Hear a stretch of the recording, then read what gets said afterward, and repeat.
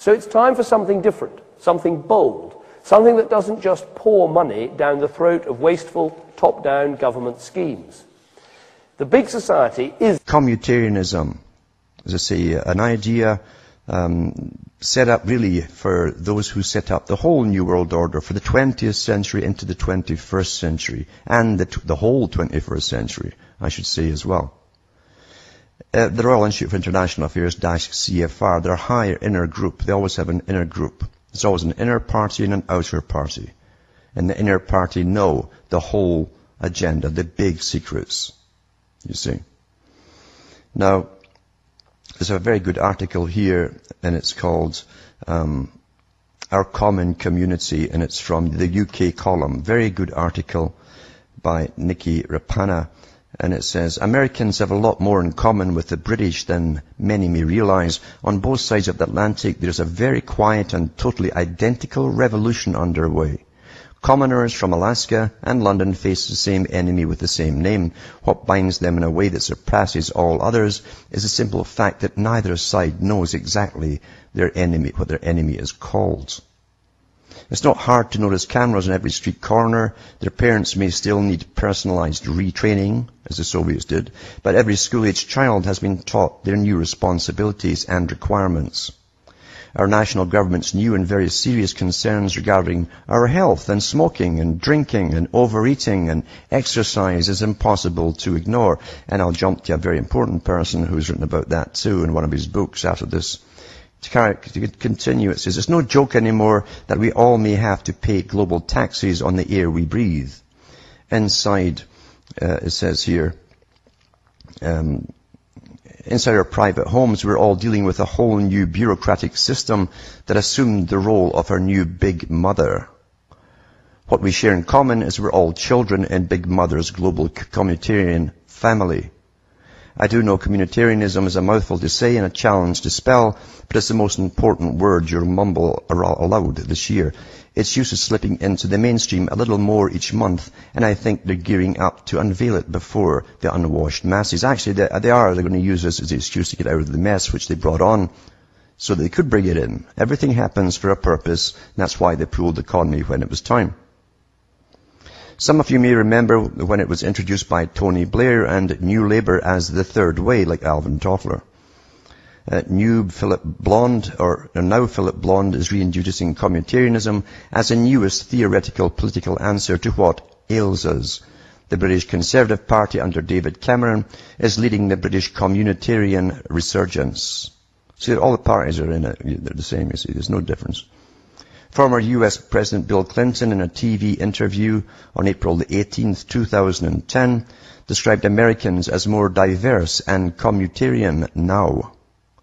This was just the latest of Bill's assertions about American communitarianism, a repeat of speeches he's made in Toronto, Montreal, and Berkeley over the past year. Very important, as you understand. That's why these guys don't retire. They're still retained by their masters. For once in his public-private career, Bill Clinton is not lying. Communitarianism is a political system that gives authority over individuals to unelected community stakeholder councils. You're going to hear this term in your papers. I've already seen it in newspapers. You're a stakeholder in your community. In fact, that Who Are We one with the Ontario eco-fees also use that. Your stakeholders. Everyone's a stakeholder in your local area. A stakeholder is defined as a group, person, organization, or system, which can be just about anybody or anything. You'll find the term used in just about every government and grant-funded project in existence today. It's always used as if it means you. Forming partnerships with stakeholders is an effective way to bypass voters and taxpayers living in the affected regions. Their community goals and missions always include raising public awareness. Now, they'll tell you what it's to be raised about and where to go. And advising legitimate government bodies how to adopt the new communitarian laws. Never identified as that, though, unless it's a former communist new member, EU state like Serbia, Croatia, or the Czech Republic, or Bolivia, and Peru, with their new openly communitarian constitutions. And they are. They've been given communitarian constitutions where they're all stakeholders and shareholders in their own community. Claiming to include more citizens in the democratic process, communitarian councils do just the opposite, and they continually seek more power. Bill's right, we're all communitarians now. What that means to us is anybody's guess. Most people will adopt the vague party line and agree it's a fresh solution to partisan politics. The libertarians will tell you they like the part about giving power to unelected, self-appointed community councils who have the communitarian power to regulate everyone's personal life in the community. The Catholics will tell you they just hope a communitarian spirituality is included. The Protestants, Jews and Muslims won't want to seem selfish, so they'll assume a moral value in it somewhere too. See, they've got something for everybody, you see. The left will dismiss it as a right-wing conspiracy theory, and the far right will call it a communist plot. Here's the part that our politicians and the experts never tell us about communitarianism. It's also the law of the European Union. And that's right, folks, it's going to be the law of the NAFTA as well for America and Canada and Mexico. It's already inching in. It's around you. It's within your communities already. So it's the law of the European Union. Communitarian law is the entire basis for the supremacy of law clause that overrules all national, state, county, and municipal laws in conflict with it. Lots of really smart people will go to great lengths to explain the theory, how some parts of it make real sense to other smart people. Those same smart people will probably tell you they don't know anything about law part. Sorry, it's just a benign social theory, they say, one that rose and fell already. Nothing to worry about. Others will tell you the law is a conspiracy theory.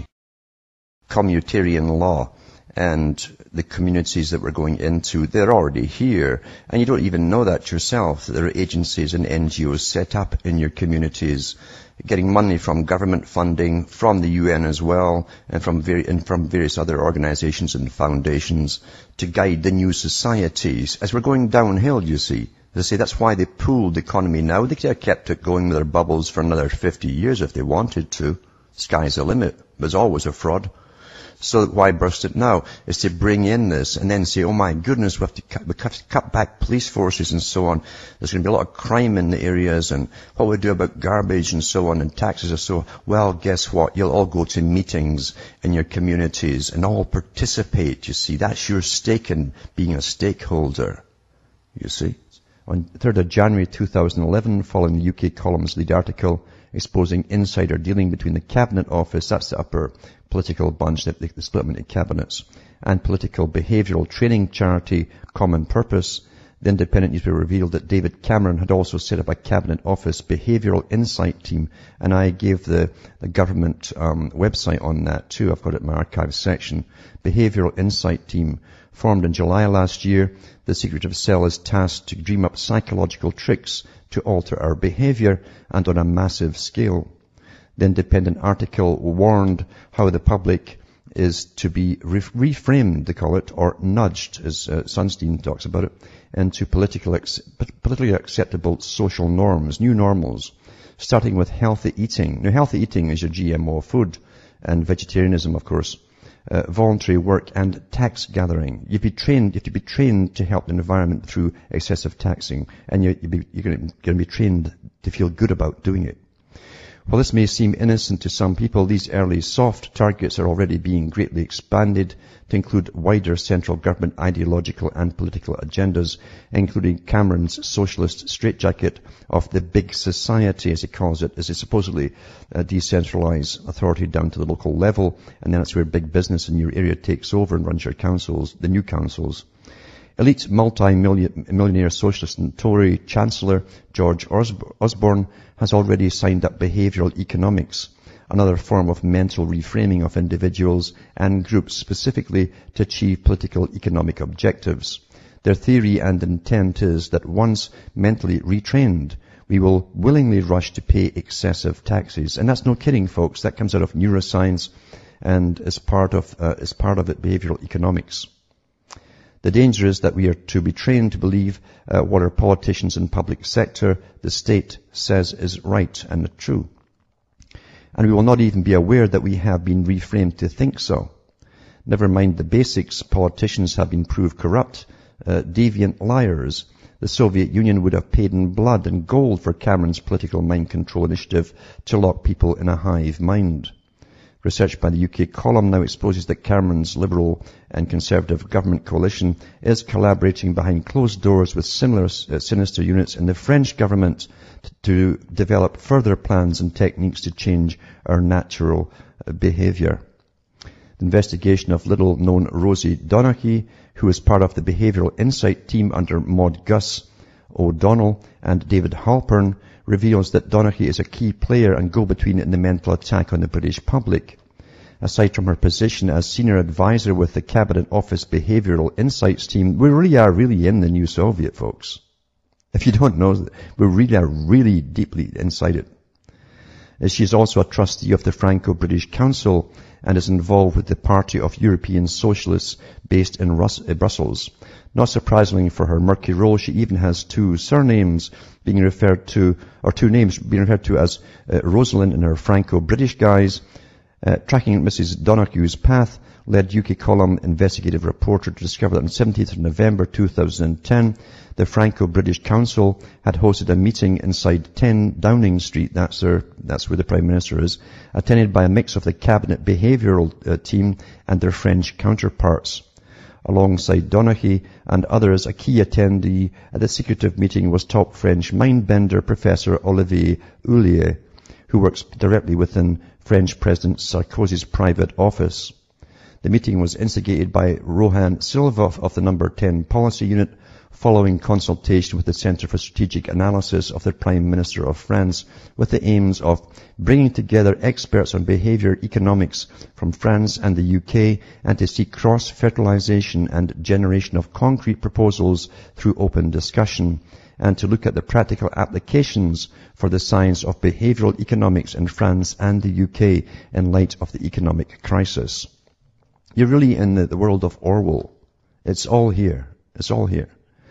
Readers should be aware that Rohan Silva is senior policy advisor to David Cameron, and he also sits in advisory for progressive conservatism at Demos. Now, it's amazing, the progressive conservatives, one of their main think tanks is called Demos. Now look into the history of Demos, D-E-M-O-S. It was a top Marxist think tank, still is.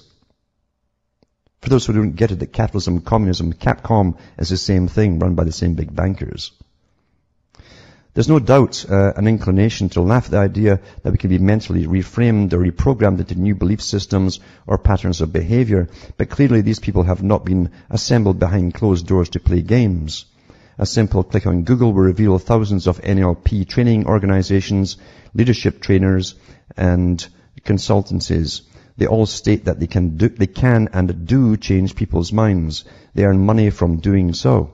Meanwhile, whilst NLP and other mental reframing techniques can be used for therapeutic purposes, any technique interfering with the human mind has risks. These may manifest as adverse personality changes, stress, or depression, or even, I'd say that the worst disease of all is political correctness. Stating that behavioural economics can be a powerful tool for improving lives when used with care, the Number 10 meeting was clearly aware of the risks to individuals and the wider public, but according to the notes of the meetings released, seemingly failed to discuss or document those risks. The truth of the meeting at Number 10 is deeply sinister. Modern behavioural manipulation techniques, which includes NLP, can and do achieve changes in people's behaviour, particularly where the victim, individual or group, adult or child, is unaware that they are being targeted. It is perfectly feasible, as that the attendees of the Number 10 are fully aware, to implement political agendas and doctrine by reprogramming people. Consider the Hitler Youth or the Communist Chinese onslaught on the minds of children and young people. These latest insidious techniques do not have that raw brutality, but unchecked, their stealth, effectiveness, and viral spread presents a far greater danger. Behavioural reframing for healthy, voluntary work and taxes today and eugenics tomorrow. We have been warned, and that's one of the better articles I've read for a while, because it's absolutely true. And they do constantly bombard you with politically correct messages about everything. They tell you, and in fact the Frankfurt School were the ones who dreamt up all the idea of political correctness. and how they'd lambast anybody who would use a certain term, a word, a phrase, whatever. It didn't matter if the person was right about something. They were to all together in unison condemn that person with a nasty term to paint them as dirty and bad and so on. And that's how you're trained so easily along the road into political correctness until you're all like dummies together, denying that the sky can be blue.